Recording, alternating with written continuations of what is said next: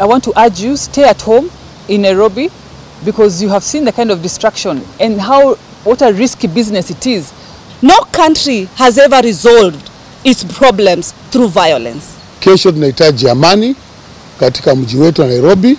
Tusipojipenda tutachoma nchi yetu. Na kuchoma nchi yetu ni mara moja. I have trended the whole of this week because of the public order bill. Those hashtags are not going to give jobs.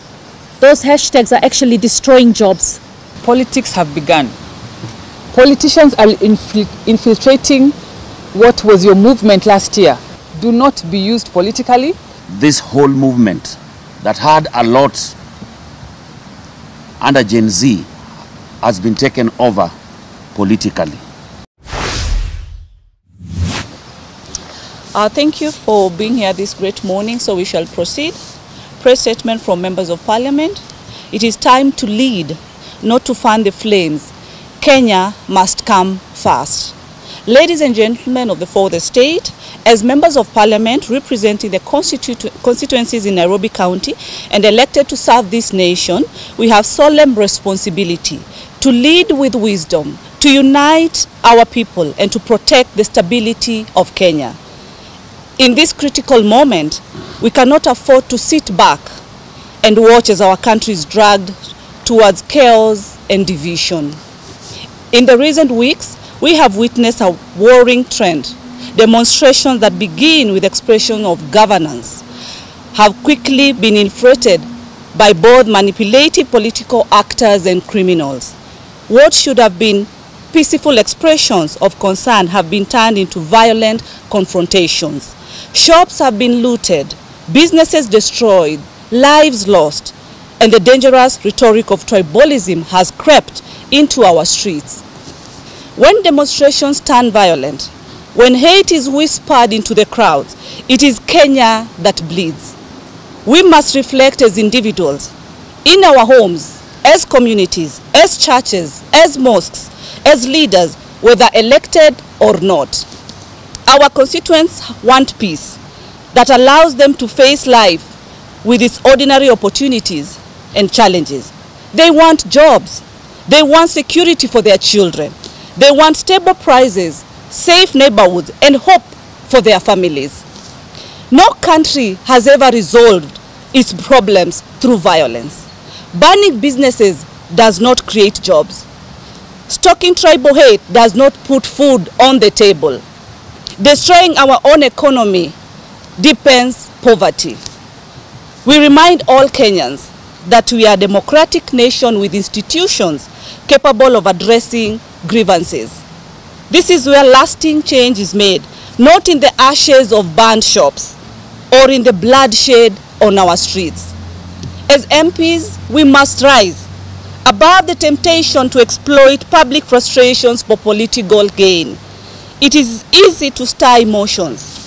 It is easy to stand in a podium and call for chaos. But true leadership is tested in moments like this, when restraint, unity and responsibility are most needed. To our leaders, the message is very simple. If your politics depends on dividing Kenyans, you have already failed.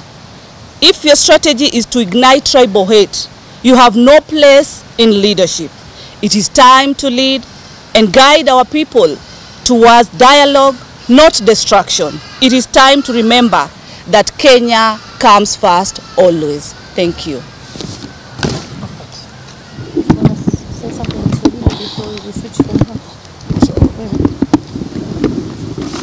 Asante sana members of press. Siku ya leo tumekuja hapa kama viongozi ambao wamechaguliwa katika jimbo letu la Nairobi, na tumekuja kwa kuweka message yetu moja ya kwamba kesho tunahitaji amani katika mji wetu wa Nairobi, na kusema na kuomba serikali kesho wajaribu sana waweze kutunza mali za wafanyi biashara. Hatungetaka kuona biashara ya mtu wote inaumizwa kwa sababu ya maandamano. Wale wanaandamana waandamane, lakini waandamane kwa njia ya amani. Sisi kama viongozi tumekuwa tunahubiri amani na tunaendelea kuhubiri amani. Katika statement ambayo imesomwa na senator wetu, amesema kwamba sisi kama wanasiasa tunahitaji kuongea na watu wetu wa mitaa zile tunawakilisha, zile constituency tunawakilisha, ya kwamba kesho tunahitaji amani katika jimbo na nchi letu ya Kenya. Na tunataka kusema kwamba hakuna mtu yote anazuiliwa kufanya mambo yake ndani ya kisheria, lakini kama unakubaliwa kufanya mambo yako ndani ya kisheria, na wewe pia wajibike kuona kwamba hauinterfere na mali za wafanyabiashara. Hawa wafanyabiashara wamechukua loans, wamepanga mambo zao ili wasaidie jamii zao katika mahali wanatoka. Na tutakuwa ni vibaya sana ya kwamba kuna watu wanaingia katika hizo maandamano kuharibu pia amani ya Wakenya. Hakuna Kenya nyingine tutakimbilia kama si ambaye tuko. Sisi ndio wa Kenya, tutabaki wa Kenya, na lazima sisi kama wa Kenya tujipende. Tusipojipenda tutachoma nchi yetu. Na kuchoma nchi yetu ni mara moja, kuijenga tena itakuwa ni ngumu. So tunahitaji kesho polisi wajibuke kwa kwamba kuchunga mali ya wafanyabiashara na kuona kwamba kila mtu ameandamana kwa njia ambayo inatakikana kwa saa zile zimewekwa kikatiba, na waende nyumbani. Sisi kama viongozi tumekuja hapa kusema kwamba tunahitaji amani Kenya yetu, na pia tunasema kwamba tuna support our broad based government kwa sababu hiyo ndio imeleta Wakenya pamoja katika jimbo letu la Kenya na majimbo zote za Kenya. Hiyo broad based government tunaendelea kufanya kazi pamoja kuona maendeleo ya wananchi, maendeleo ya watu mitaani, mashule zetu, zile biashara zetu za vijana, maendeleo ya vijana wa mama inaendelea. Nataka kumshukuru our president kwa sababu ako kwa mstari wa mbele kuona kwamba tunapata hayo maendeleo kupitia broad based government. Pia nataka kumshukuru our former prime minister, our party leader wa ODM kukubali kufanya kazi na Rais William Samoei Ruto kuona Kenya mbele na hao wafuate nyuma na sisi pia tufuate nyuma. So tunapunguza viongozi wawili na waache kukashifiwa kwa sababu kufanya kazi pamoja si hatia. Na ndio kwa sababu sisi kama ODM na watu wa UDA tuliweka mkataba pamoja kuona kwamba tumeleta Kenya pamoja, maendeleo iende mbele. Sio vita, sio kusukumana. Tunataka kuona kwamba maendeleo ile inapatikana ikiweko. Nikimalizia kwa viongozi wetu wawili, Mheshimiwa Rais na mwenzake Raila Amolo Odinga, tunapatia nguvu waendelee kushikana kuenda kusukuma Kenya mbele, ya kwamba Kenya ipate maendeleo ambayo inatakana ipatikane. Hata nimeona viongozi wengine wakikashifu sana Raila ya kwamba amefanya hivi, wawachana Raila afanye kazi yake. Raila ni party leader wetu na lazima pia heshimiwe. President ni president wetu, lazima heshimiwe. Wao watu wote waheshimiwa na Kenya iende mbele.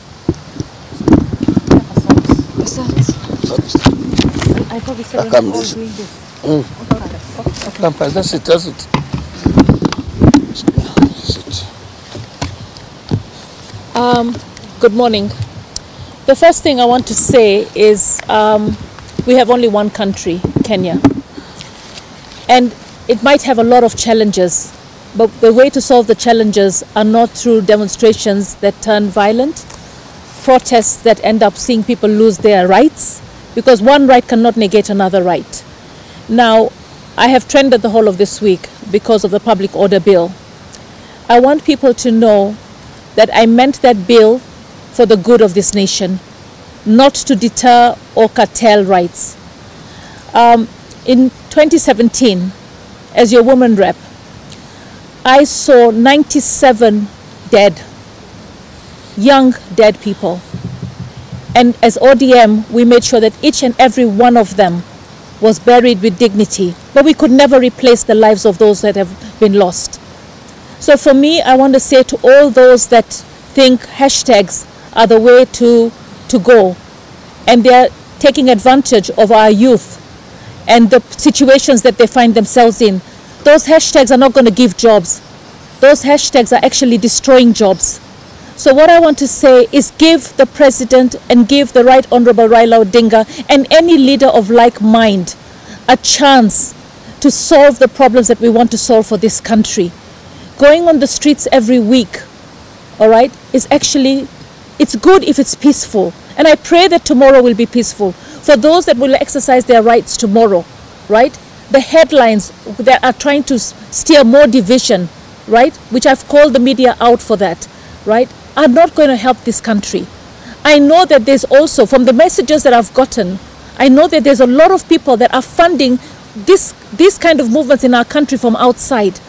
But remember, you live outside, but you're leaving the Kenyans here. Those who are saying invade the institutions of government, they're not on the front line to invade. It is our innocent children and families in despair that are going to lose their lives. So what I want to say is, let us work together. We need to dialogue together and resolve the problems. If Raila could do it, our party leader could do it with Uhuru Kenyatta. If our party leader again can do it with William Ruto, it shows that Raila has everybody in mind. He has this country's peace and prosperity in mind. So let us work together towards a peaceful Kenya. God bless Kenya, and God bless every citizen of this country.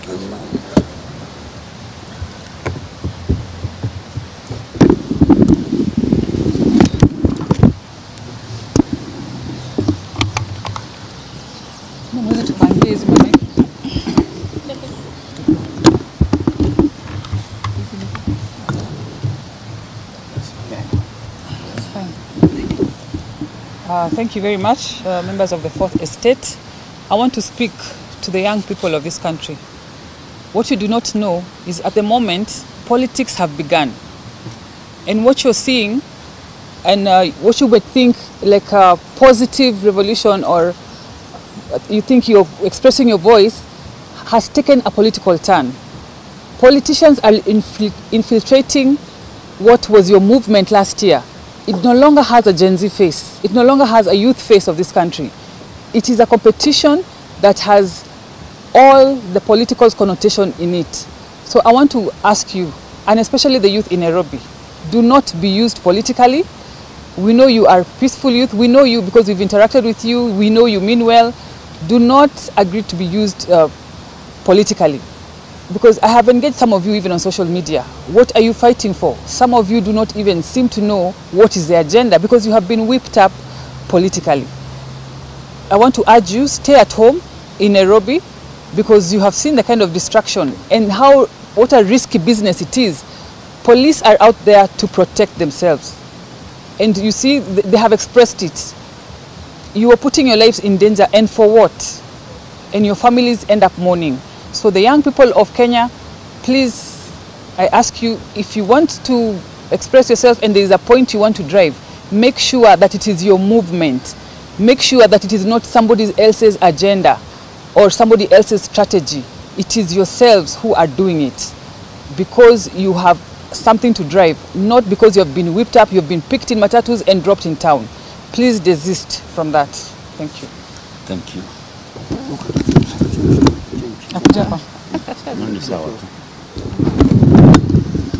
Thank you so much, members of the Fourth Estate, and we appreciate the fact that you came here to cover this space. I want to talk to the young people out there who, in my past life, I worked with in so many platforms. The shops that are being looted could easily be your parents' shop.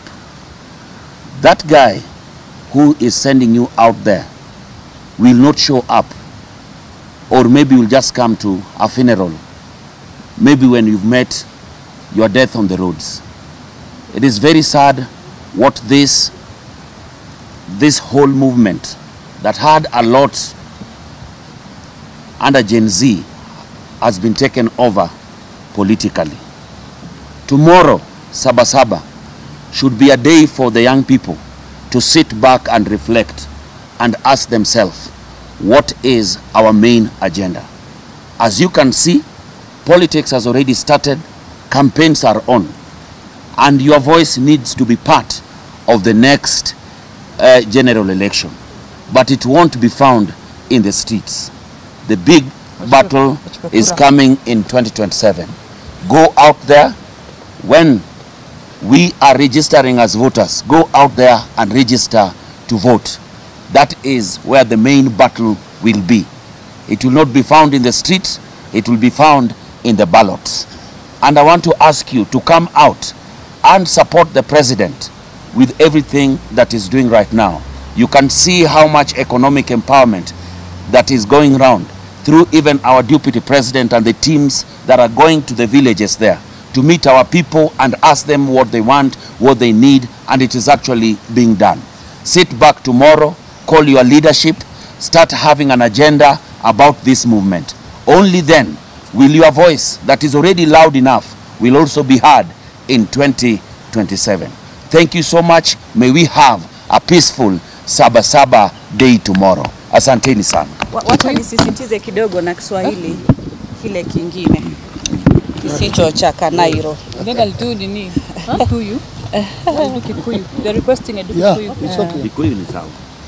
Nakubalika. Mkamba? Kama Amna. hakuna Mkamba. Shukran. Nisisitize niseme ya kwamba sisi kama viongozi tungetaka kuwaomba vijana wetu, madada zetu, mandugu zetu, kana kwamba hii ni nchi yetu, hatuna nchi nyingine. Tungetaka kusema ya kwamba suluhisho ni tuje sisi wote kwa meza, viongozi wa tabaka mbalimbali, viongozi wa makanisa, viongozi wa vyuo vikuu, viongozi wa wanabiashara pia, na viongozi ambao waliochaguliwa wakiongozwa na kiongozi wetu rais. Tuje meza moja, tuweze kusemezana, tuweze kupata suluhisho ya shida ambazo zinafanya vijana wetu wazidi kuandamana kila siku. Kwa sababu mazungumzo ndio yataweza kutusaidia, tuweze kupata mwelekeo, tufanye ile tunaita national dialogue. Na sisi kama viongozi, mahali sisi pia tumeweza kukosea, sisi tuwaomba msamaha.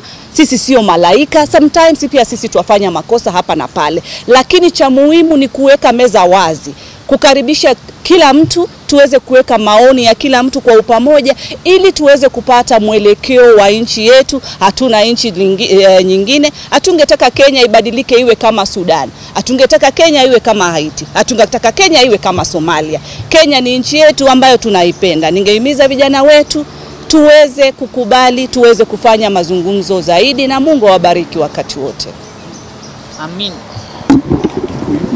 A number was shared online, all right? And a number of... Just come here, please come here.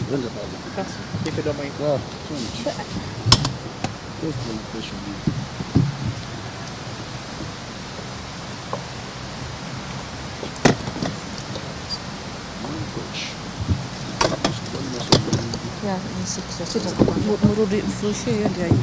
Let me flag you here. Okay, so because my number was shared online, quite a number of numbers have come to me. I've had messages from Israel, I've had messages from Saudi Arabia, Qatar, Dubai, America, Canada, Germany, and the UK. So one message that came to me was from a number from Germany, all right, that said, we are fundraising, we're raising money, we're going to make sure that we fund the invasion of all the politicians' houses. All right, so that in itself shows that there's an activity going on there. I have a friend currently in the UK, and she was invited for a gathering. And in that gathering, she's a supporter of government, right? And in that gathering, they were actually raising money, all right, to send to Kenya. That was the purpose of the gathering. So I know that that is happening. And a lot of the bloggers that are actually online, that are fueling the movement in the country right now, majority of them are actually not even living in Kenya. We know that. They're not living in the country. But for me, what is important is for us as a country to hold together, all right? I mean, I'm on the Esther dry fast, and I'm going to end it on Monday evening. The reason I'm doing the dry fast for the country is because I love this country, and every life is sacred. Every life is sacred. As I said, from 2017, 97 lives. And there are many other lives that come out of the injuries that are lost that we don't hear about. And this year, last year, almost another 60, 70 lives. We really need to understand that life is sacred. We want our youth to understand that the government is working tirelessly to ensure that we create jobs, either through direct employment, all right, or through business support and empowerment.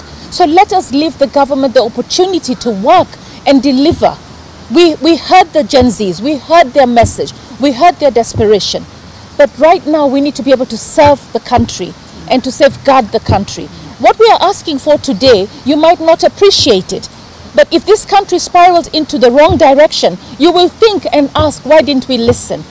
Let us have peaceful demonstrations. Tomorrow is a day worth marking. Tomorrow is a day we should be celebrating people like Raila Amolo Odinga, not having headlines that castigate him. So for me, Kenya is our only country, all right? Let God lead us in the direction that we want to be led, and that is peace, love, and prosperity, and unity. Thank you. Nani? We are waiting for them. We are waiting for them.